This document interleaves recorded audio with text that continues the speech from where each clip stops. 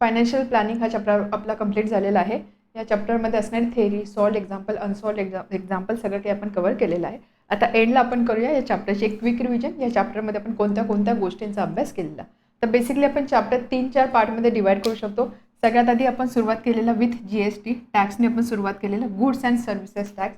GST नंतर आपण move झालेलो शेअर्सकडे, इन्व्हेस्टमेंटकडे आपण मूव्ह झालेलो. सो इन्व्हेस्टमेंटमध्ये आपण फर्स्ट बघितलं शेअर मार्केट व शेअर ट्रेडिंग. त्यानंतर आपण बघितलं म्युच्युअल फंड आणि त्यानंतर आपण बघितलं SIP. तर यामध्ये म्युच्युअल फंड आणि SIP हे अगदी आपण अगदी थोडक्यात याचा अभ्यास केलेला, ज्याचा डिटेलमध्ये आपल्याला काही दिलेलं नाही. SIP होती तर जनरली काही क्वेश्चन येत नाही, आला तरी वन लाईनर आन्सर असणार आहे. म्युच्युअल फंडमध्ये आपण 1-2 फॉर्म्युलाज बघले, त्या फॉर्म्युलावर आधारित क्वेश्चन सॉल्व्ह केलेले. So measure of the part आहे चॅप्टरचा GST आणि शेअर्स, आणि त्यावर आधारित बरेचसे क्वेश्चन्स आपण सॉल्व्ह केलेले. सो GST म्हणजे काय, आपण सुरुवात केलेली गुड्स अँड सर्व्हिसेस टॅक्स. त्यासाठी आपण आधी टॅक्सची रिव्हिजन केली. क्लास 9मध्ये फायनान्शियल प्लॅनिंगमध्ये आपण टॅक्सेस बघितलेले, taxes, indirect tax, direct tax, टॅक्सचा यूज गव्हर्नमेंट कशासाठी करतो, ह्या सगळ्या गोष्टी आपण त्यावेळेस डिस्कस केलेल्या. त्याची आपण एक क्विक रिव्हिजन केली आणि त्यानंतर आपण बघितलं GST म्हणजे काय, goods and services taxes. Goods म्हणजे काय, वस्तू. सर्व्हिसेस म्हणजे काय, सेवा. सो वस्तू आणि सेवा याच्यावरती जो टॅक्स लागतो त्याला बोलतात GST. सो GST जो आहे तो सिस्टीममध्ये इंट्रोड्यूस झाला किंवा इफेक्टमध्ये आला फ्रॉम 1 जुलै 2017. ओके. आणि हा जो टॅक्स आहे याला बोलता इनडायरेक्ट टॅक्स. GST सिस्टीममध्ये येण्याआधी असे नंबर ऑफ इनडायरेक्ट टॅक्सेस होते. हे इनडायरेक्ट टॅक्सेस रिप्लेस झाले GSTने. ओके. त्यामुळे GSTला बोलता वन नेशन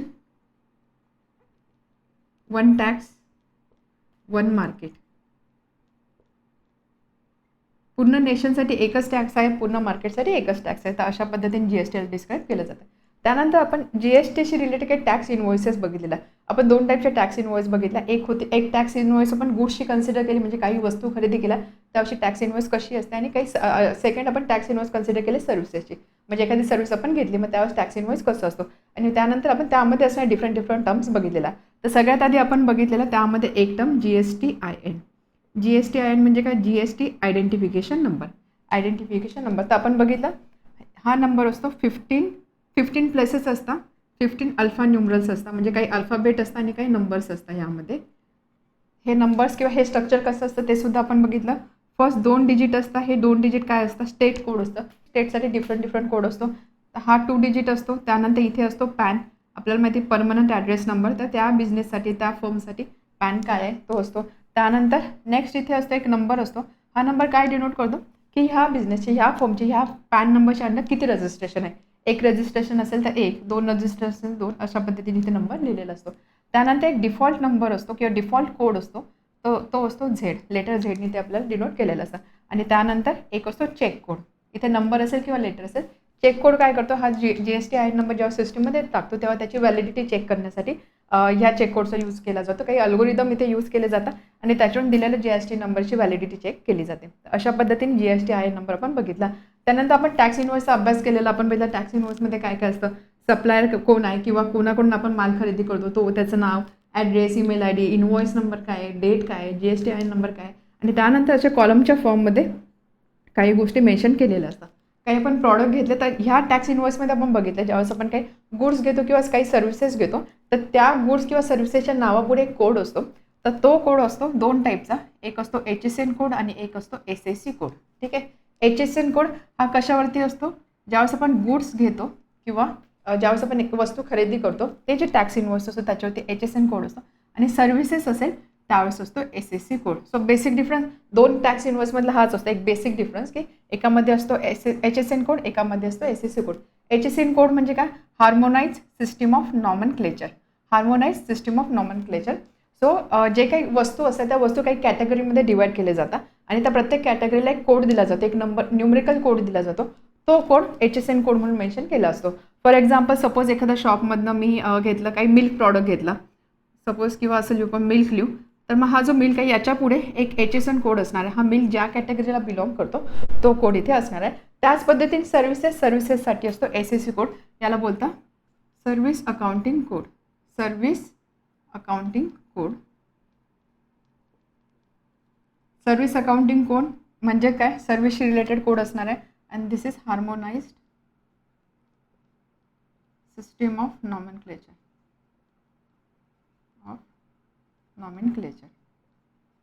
तसे डिफरंट कोड्स असतात. आता हे जे कोड्स आहे हे कोड्स तुम्हाला लक्षात ठेवण्याची गरज नाही. दिस इज जस्ट फॉर इन्फॉर्मेशन. म्हणजे प्रत्येक प्रॉडक्टसाठी कोणत्या प्रॉडक्टसाठी कोणता कोड आहे, HS1 कोड आहे, SSC कोड काय ते आपल्याला काहीच लक्षात ठेवण्याची गरज नाही आहे. त्यानंतर आपण बघितले GSTचे स्लॅब. म्हणजे असा हा GST किंवा हा टॅक्स सरसकट अप्लाय नाही केला जात, तर तो स्लॅबनुसार त्याची व्हॅल्यू डिसाईड होत असते. तर आपण त्यामध्ये स्लॅब्स बघितले.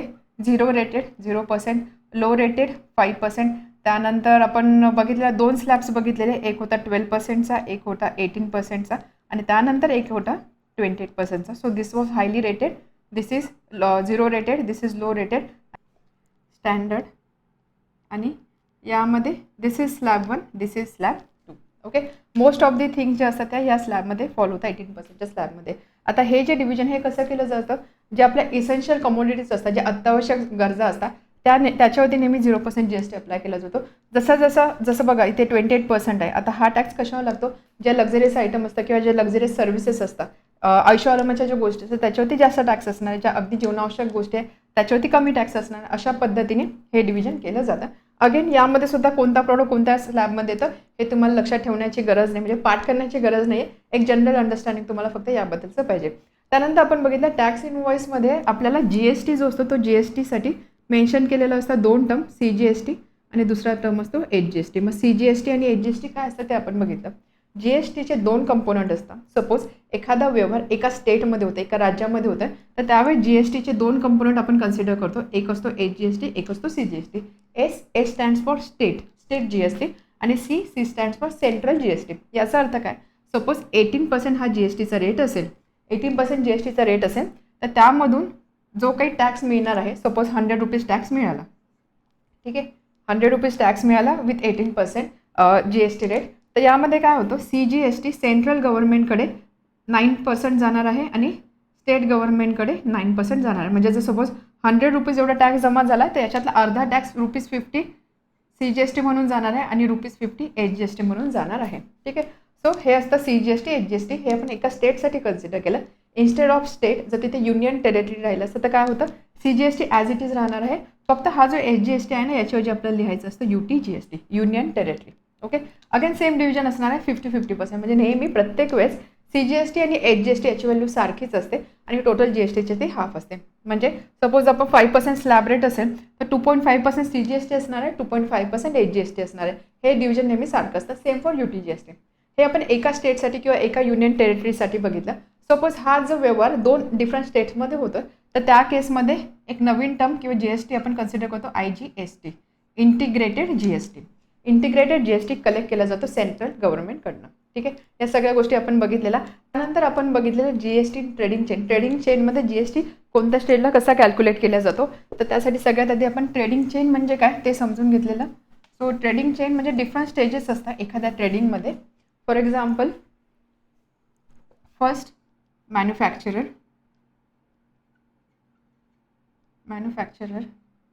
देन नेक्स्ट असतो होलसेलर और distributor, wholesaler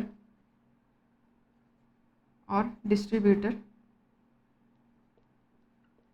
then retailer and then consumer.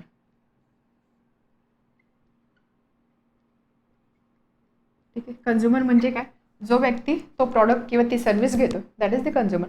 Suppose मला बिस्किट विकत घ्यायचं आहे, I am the consumer. Okay. Biscuit विकत घेण्यासाठी मी डायरेक्ट फॅक्टरीमध्ये जाणार का, नाही, मी जवळच्या शॉपमध्ये जाणार, एखादा किरकोळ विक्रेता असेल त्याच्याकडे मी जाणार, त्यामुळे दॅट इज रिटेलर. बिस्किट घेण्यासाठी कंझ्युमर इथून रिटेलरकडे जातो. रिटेलर काय करतो, रिटेलरच्या दुकानामध्ये जो काही माल असतो तो कुठून आलेला असतो, तो माल तो घेतो होलसेलर किंवा डिस्ट्रीब्युटरकडनं. होलसेलर किंवा डिस्ट्रीब्युटरकडनं रिटेलर माल घेतो आणि तो माल कंझ्युमरला तो सेल करतो.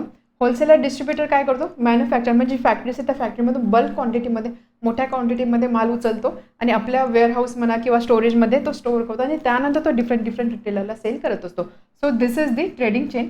आता आपण बघितलं की ह्या ट्रेडिंग चेनमध्ये GST कसा आकारला जातो किंवा GST कॅल्क्युलेशन कसं होतं. सो त्यासाठी आपण एक वॉचचं एक्झाम्पल घेतलेलं की मॅन्युफॅक्चरर त्यांनी 200 रुपीजला होलसेलरला वॉच सेल केलं, त्यांनी 300 रुपीजला रिटेलरला दिलं आणि रिटेलरनी कंझ्युमरला दिलेलं आहे 400 रुपीजला. मग ह्या केसमध्ये आपण GSTचं कॅल्क्युलेशन बघितलेलं. त्याहून आपण 2-3 टर्म्स बघितलेला आणि GST कसा दिला जातो ते सुद्धा बघितलेलं. सो आपण एक टर्म बघितलेली that is output tax. Then input tax next term होती, त्याला आपण बोलतो इनपुट टॅक्स क्रेडिट. आणि त्यानंतर आपण बघितलं GST पेएबल. ठीक आहे, हे आपण प्रत्येक स्टेजसाठी बघितलेलं. तर सिम्पल एक्झाम्पल आपण इथे कन्सिडर करूया. सपोज एक पर्सन आहे, एक ट्रेडिंग चेनमधली एक स्टेज आपण कन्सिडर करतोय. फॉर एक्झाम्पल रिटेलर हे कन्सिडर करतो. हा जो रिटेलर आहे त्याने काहीतरी प्रॉडक्ट सेल केले, फॉर एक्झाम्पल बिस्किट सेल केले आणि त्याच्यावरती त्याला GST मिळाला, फॉर एक्झाम्पल ₹5. ठीक आहे, काहीतरी GSTचा रेट होता, त्याच्यावरती त्याला GST मिळाला ₹5. हा GST त्याला मिळाला म्हणजे काय, ज्यावेळेस इथे कन्झ्युमर जो आहे, कन्झ्युमर तो प्रॉडक्ट विकत घेतो त्यावेळेस तो त्या प्रॉडक्टसाठी पण पैसे देतोय, प्लस तो GSTची पण अमाऊंट देतो. म्हणजेच काय, या ठिकाणी हा जो रिटेलर आहे हा ₹5 कलेक्ट करतोय फ्रॉम कन्झ्युमर. समजते, कलेक्टेड फ्रॉम कन्झ्युमर.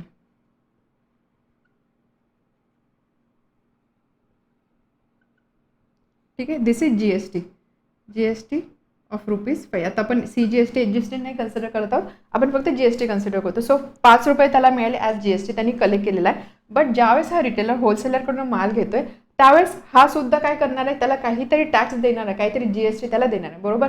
सपोज त्यांनी इथे GST पे केला होता ₹2 फॉर एक्झाम्पल. ठीक आहे, त्यांनी काय केलेला, माल घेतोय त्यावेळेस हा GST त्यांनी पे केलेला. So this is GST paid. ठीक आहे, त्यांनी आधीच्या स्टेजमधून म्हणजे फॉर एक्झाम्पल होलसेलरला ₹2 ऑलरेडी दिलेले आहे. आता इथे जर तुम्ही विचार केला, रिटेलरनी ₹5 आज GST कमवले आहे, ऑलरेडी ₹2 त्यांनी GST म्हणून दिलेले आहे. त्यामुळे तो गव्हर्नमेंटला GST किती देणार, तर गव्हर्नमेंटला तो कधीच हे ₹5 ॲज इट इज देणार नाही. तो काय करेल, ऑलरेडी त्यांनी काहीतरी पोर्शन GST म्हणून पे केलेलं आहे, त्यामुळे तो नेहमी किती अमाऊंट पे करणार आहे, ₹5 मायनस ₹2 दॅट इज ₹3. ₹3 तो GST म्हणून पे करणार आहे.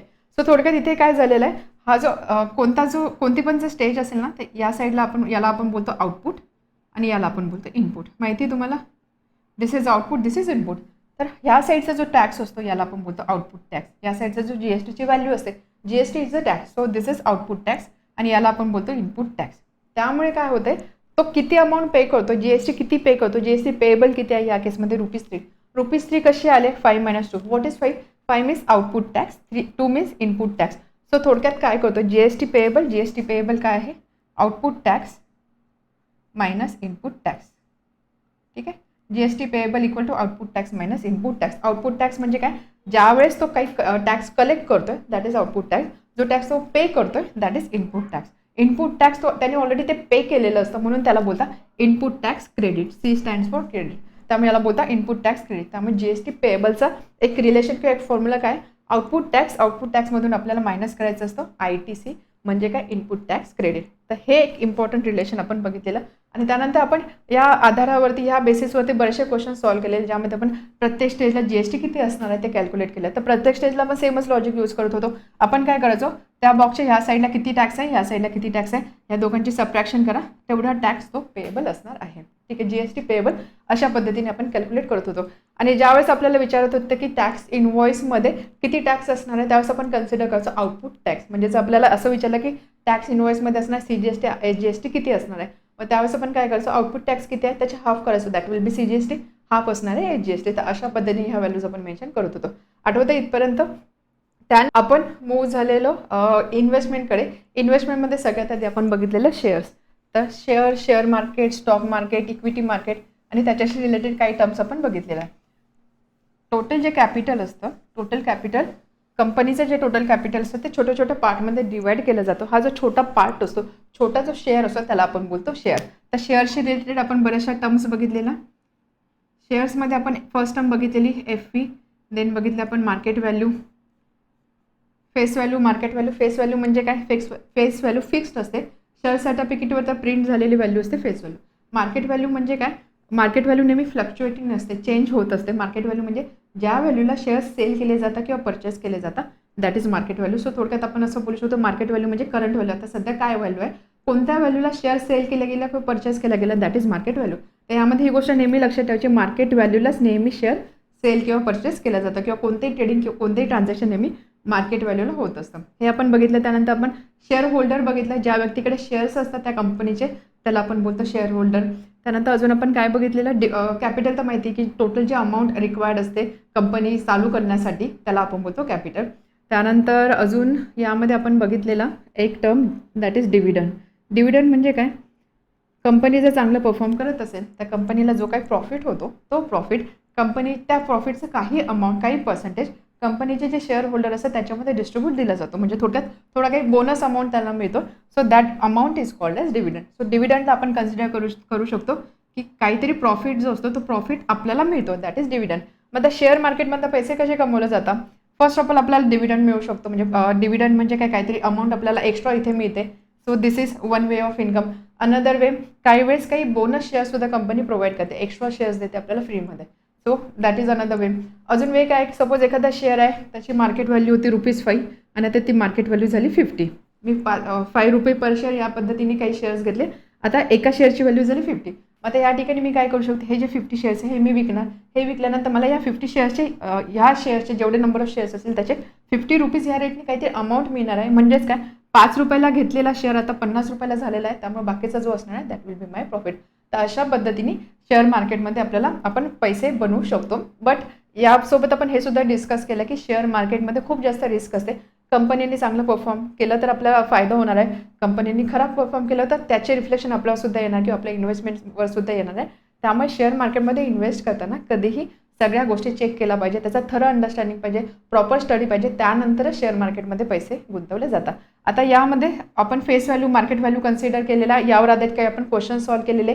डिव्हिडंड सुद्धा आपण कॅल्क्युलेट केलं. आपल्याला काही ठिकाणी सांगितलं होतं की एखाद्या कंपनी 20% डिव्हिडंड दिला, मग डिव्हिडंडची अमाऊंट काय असणार आहे? 20% डिव्हिडंड ज्यावेळेस बोलतोय तर इथे इम्पॉर्टंट लक्षात ठेवण्यासारखं आहे काय आहे? डिव्हिडंड कोणत्या व्हॅल्यूवरती कॅल्क्युलेट केलं जातं? 20% डिव्हिडंड याचा अर्थ काय? 20% of which value? Face value. Market value नाही, मार्केट व्हॅल्यू तर चेंज होत राहते. त्यामुळे डिव्हिडंड कसं काय मार्केट व्हॅल्यूवर मिळणार ना? डिव्हिडंड नेहमी फिक्स व्हॅल्यूवरती मिळतो, दॅट इज फेस व्हॅल्यू. तर नेहमी लक्षात ठेवा dividend is always calculated on face value. ठीक आहे, dividend is always calculated on face value, हे अगदी लक्षात ठेवायचं आहे. त्यानंतर आपण बघितलं की आपण एक टर्म बघितली दॅट इज ब्रोकर और ब्रोकरेज. ब्रोकरेज म्हणजे काय? आपण बघितलं की हे शेअर्सचा जो काही व्यवहार असतो म्हणजे सेल करणं किंवा मग परचेस करणे, ह्या ज्या सगळ्या गोष्टी असतात ह्या आपण इंडिव्हिज्युअल डायरेक्टली करू शकत नाही. त्याच्यासाठी आपल्याला काहीतरी रजिस्टर फर्म थ्रू जावं लागतं, रजिस्टर एजन्सी किंवा रजिस्टर ऑर्गनायझेशन थ्रू जावं लागतं. आणि त्या ठिकाणी आपल्याला हे जे पीपल असतात की जे लोक हे कंपनी चालवतात किंवा ज्यांची काही रजिस्टर फर्म असते, हे जे लोक असतात यांना आपण बोलतो ब्रोकर, दलाल. ठीक आहे, आणि हे ब्रोकर आपल्यासाठी हे सगळ्या गोष्टी करणार, म्हणजे आपल्यासाठी ते काही शेअर्स सेल करणार, शेअर्स परचेस करणार, म्हणून त्यांना इथे काहीतरी आपल्याला कमिशन द्यावं लागतं, काही त्यांची फीस द्यावी लागते, त्याला आपण बोलतो ब्रोकरेज. ठीक आहे, ब्रोकरेज काही पर्सेंटेज अमाऊंटमध्ये असतं. तर प्रत्येक ट्रेडिंगच्या प्रत्येक स्टेजला आपल्याला ब्रोकरेज द्यावं लागतं. तुम्ही शेअर्स घेतले, ब्रोकरेज द्यावं लागणार. शेअर्स तुम्ही विकले तरी सुद्धा तुम्हाला ब्रोकरेज द्यावं लागणार आहे. यामध्ये अजून एक गोष्ट लक्षात ठेवायची, ब्रोकरेज कसं कॅल्क्युलेट केलं जातं. सपोज 0.5% ब्रोकरेज मेन्शन केलेलं आहे. मग 0.5% ऑफ वॉट? कशाचं? ब्रोकरेज नेहमी कॅल्क्युलेट केलं जातं मार्केट व्हॅल्यूवरती. कारण ब्रोकरेज केव्हा मिळतं? जेव्हा शेअर सेल केले जातं, परचेस केले जातं. सेल केले जातं, परचेस केले जातं कोणत्या व्हॅल्यूला? Market value. त्यामुळे ब्रोकरेज नेहमी मार्केट व्हॅल्यूवरती कॅल्क्युलेट केलं जातं. डिव्हिडंड ऑन फेस व्हॅल्यू आणि ब्रोकरेज नेहमी असतं मार्केट व्हॅल्यूला. ठीक आहे, त्यानंतर आपण बघितलं जीएसटी आणि ब्रोकरेज. ब्रोकरेज ही पण एक सर्व्हिस झाली म्हणजे त्याच्यावरती टॅक्स असणार आहे, जीएसटी असणार आहे. तर ब्रोकरेज असतो फिक्स व्हॅल्यू असते, जीएसटी असतो 18% ऑफ ब्रोकरेज. म्हणजे ब्रोकरेज जेवढं असेल ना त्याच्या 18% टॅक्स आपल्याला द्यावा लागतो. ठीक आहे, ही फिक्स व्हॅल्यू आहे. GST is equal to 18% of brokerage. हे सुद्धा आपण बघितलं. यावर आधारित काही क्वेश्चन सुद्धा आपण सॉल्व्ह केलेले. त्यानंतर आपण बघितलेलं ज्यावेळेस आपण शेअर सेल करतो किंवा परचेस करतो त्यावेळेस आपल्याला ब्रोकरेज आणि जीएसटीचं काय करावं लागतं. फॉर एक्झाम्पल सपोज ज्यावेळेस मी काही शेअर्स परचेस करते काय म्हणजे काय? मी विकत घेते. मी शेअर्स विकत घेते म्हणजे मला काहीतरी पैसे द्यावे लागणार आहे. किती पैसे द्यावे लागतील? परचेस अमाऊंट बोलतो आपण त्याला. सो परचेस अमाऊंट काय असणार आहे? शेअर्स घेण्यासाठी जे मला अमाऊंट लागली, म्हणजे सपोज 1000 रुपीज टोटल शेअर्स घेण्यासाठी मला लागले, म्हणजे ती व्हॅल्यू दॅट मीन्स अमाऊंट किंवा असं लिहू आपण मार्केट व्हॅल्यू ऑफ शेअर्स. बरोबर, शेअर्स मी विकत घेते, ट्रान्झॅक्शन होते, ब्रोकरेज लागणार आहे, ब्रोकरेज सुद्धा मला द्यावं लागणार आहे. ब्रोकरेज मला पे करावं लागणार आहे. म्हणजेच काय? मार्केट व्हॅल्यू ऑफ शेअर्स हे अमाऊंट तर मला द्यायचीच आहे, प्लस मला काय द्यायचं आहे? मला ब्रोकरेज द्यायचं आहे. प्लस या ब्रोकरेजवरती जो काही जीएसटी लागतो तो जीएसटी सुद्धा मला द्यावा लागणार आहे. म्हणजेच काय? आपण थोडक्यात काय करतोय, हे जे ॲडिशनल एक्सपेंडिचर आहे जीएसटी आणि ब्रोकरेज, ज्यावेळेस मी शेअर परचेस करते त्यावेळेस मी ही अमाऊंट ॲड करते. बरोबर, ॲड का करते? कारण तेवढी अमाऊंट मला द्यायची आहे ना. मी शेअरसाठी लागणारे पैसे पण देणार आहे, GST पण देणार आहे, ब्रोकरेज पण देणार आहे, म्हणून या सगळ्या गोष्टी इथे मी ॲड केला. आता याची रिव्हर्स केस, ज्यावेळेस मी शेअर्स सेल करते, मी विकते, मी शेअर्स विकते म्हणजेच काय, मी शेअर विकणार, मला पैसे मिळणार आहे, जी अमाऊंट मला मिळते ती अमाऊंट मी इथे लिहिणार. त्यानंतर इथे सुद्धा एक ट्रेडिंग होते, एक ट्रान्झॅक्शन होते, म्हणजे इथे काहीतरी मला ब्रोकरेज द्यावं लागणार आहे, ब्रोकरेज लागला, GST आला, सो ब्रोकरेज आणि GST हा माझा एक्स्ट्रा खर्च होणार आहे. मग आता हे जे आहे ब्रोकरेज आणि GST आहे, इथे मी ॲड करणार का सबट्रॅक्ट करणार? शेअर मी सेल करते, मला पैसे मिळतात, इन्कम काहीतरी मला मिळते, बट यामधून मला GST पे करावं लागणार आहे. GST पे करावं लागणार आहे म्हणजे जे पैसे माझ्याकडे आले त्याच्यामधून GSTची अमाऊंट मला द्यावी लागणार आहे म्हणजे मायनस GST ॲज वेल एज ब्रोकरेज. मी फक्त GST बोलली, बट इथे आपण ब्रोकरेज GST दोन्ही कन्सिडर करतो, म्हणजे मला ब्रोकरेज पण द्यायचं आहे आणि GST पण द्यायचं आहे. सो थोडक्यात त्यावरून तुम्ही कन्क्लुजन असं काढू शकता, असं लक्षात ठेवू शकता, जेव्हा शेअर परचेस केले जातात त्यावेळेस हा एक्स्ट्रा एक्सपेंडिचर जो असतो ब्रोकरेज आणि GST आपण ॲड करतो. जेव्हा शेअर्स आपण सेल करतो त्यावेळेस हे जे 2 टर्म्स आहे, हे जे 2 नंबर्स आहे, हे आपण सबट्रॅक्ट करतो. ठीक आहे, हे असं तुम्ही लक्षात ठेवू शकता इन केस तुमचं कन्फ्युजन होत असेल तर.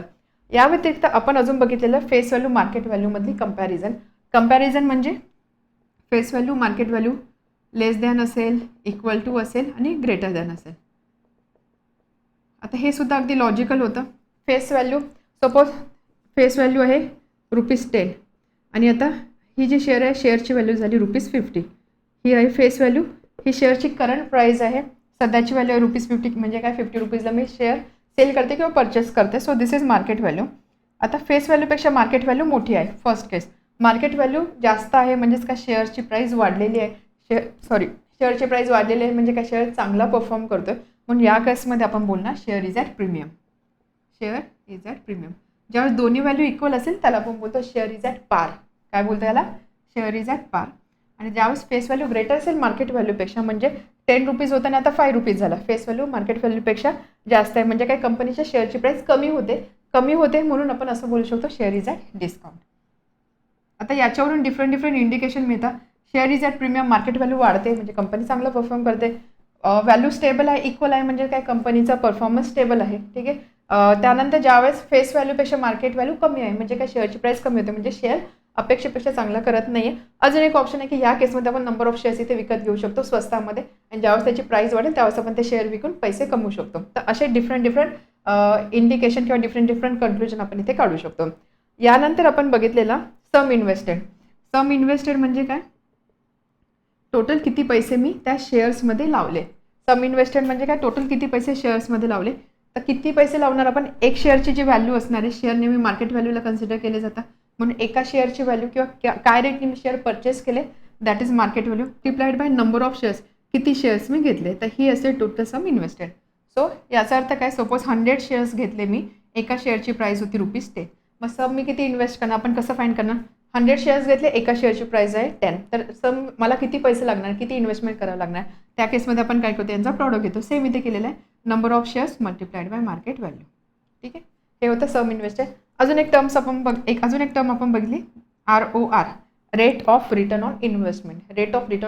म्हणजे तुम्ही जर इन्व्हेस्टमेंट केली मग त्याच्यामध्ये तुम्हाला जो काही रिटर्न मिळतोय त्या रिटर्नचा रेट काय ते आपण चेक करतो, आणि ROR वरून आपण डिसाईड करतो की किती जो व्यवहार आहे तो व्यवहार किती प्रॉफिटेबल आहे हे आपण डिसाईड करतो ROR वरनं. सो रेट ऑफ रिटर्न हा आपण कसा कॅल्क्युलेट करू शकतो, त्यासाठी आपण एक सिंपल रिलेशन लक्षात ठेवू शकतो. ज्यावेळेस आपल्याला डिव्हिडंड दिलेला असतो त्यावेळेस आपल्याला किती फायदा झाला, म्हणजे टोटल डिव्हिडंड रिसीव्ह किती आहे, ठीक आहे, किती फायदा झाला, आणि ह्या शेअर्समध्ये मी किती पैसे गुंतवले होते, सम इन्व्हेस्टेड. रेट ऑफ रिटर्न आहे, पर्सेंटेज आहे, म्हणून त्याला 100ने मल्टिप्लाय करणार. तर ह्या रिलेशनवरून तुम्ही ROR फाइंड करू शकता, आणि त्याच्यावरून आपण सपोज असे काही एक्झाम्पल्स आपण सॉल्व्ह केले की ज्याच्यामध्ये 2 कंपन्या दिलेल्या, आणि दोन कंपन्यांमध्ये कोणत्या कंपनीमध्ये केलेली इन्व्हेस्टमेंट प्रॉफिटेबल आहे ते आपल्याला चेक करायचं होतं. मग त्यावेळेस आपण काय करत होतो, ROR फाइंड करायचं, जी ROR व्हॅल्यू जास्त त्या कंपनीचा जो व्यवहार आहे दॅट इज मोर प्रॉफिटेबल असं आपण कन्क्लूड करत होतो. तर या सगळ्या गोष्टी आपण बघितलेल्या शेअर्समध्ये. त्यानंतर यावर आधारित क्वेश्चन सॉल्व्ह केल्यानंतर आपण मूव्ह झालेलो म्युच्युअल फंडकडे. म्युच्युअल फंड म्हणजे काय ते सुद्धा आपण एक्झाम्पल बघितलेलं.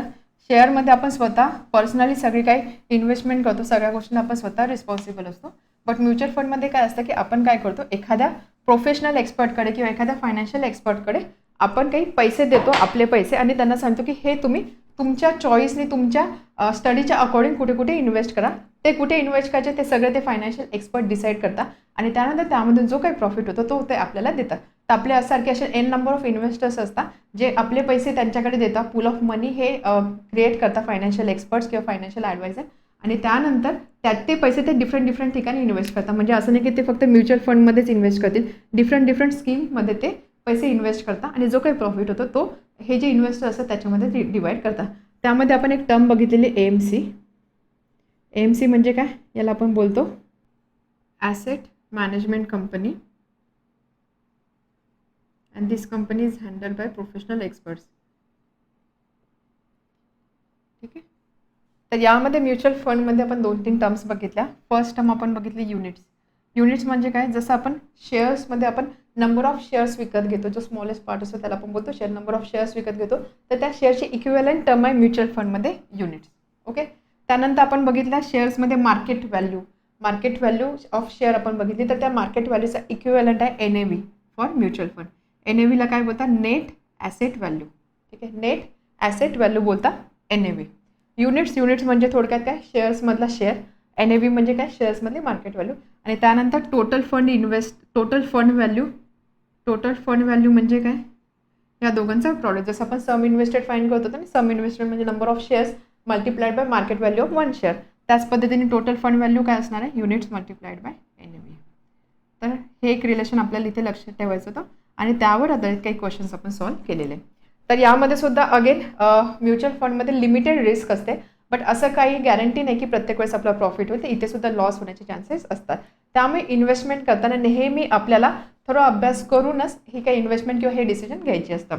त्यानंतर आपण मूव्ह झालेलं SIPकडे, that is systematic investment plan. काही व्यक्तींना एका वेळेस जास्त अमाऊंट इन्व्हेस्ट करायची नसते किंवा एका वेळेस मोठी अमाऊंट इन्व्हेस्ट करण्यासाठी ते रेडी नसतात. मग त्यांच्यासाठी ऑप्शन असतो SIP म्हणजे काय, सिस्टमॅटिक इन्व्हेस्टमेंट प्लॅन. तर यामध्ये काय केलं जातं, छोटी अमाऊंट म्हणजे काय, ₹500, ₹1000 एवढी अमाऊंट दर महिन्याला म्हणजे मंथली किंवा क्वार्टरली बेसिसवरती इन्व्हेस्ट केली जाते इन म्युच्युअल फंड. याला बोलता SIP. मग SIPचे काही ॲडव्हान्टेजेस वगैरे आपण डिस्कस केलेले आहे. तर अशा पद्धतीने फायनान्शियल प्लॅनिंग हा चॅप्टर आपला कंप्लीट झालेला आहे.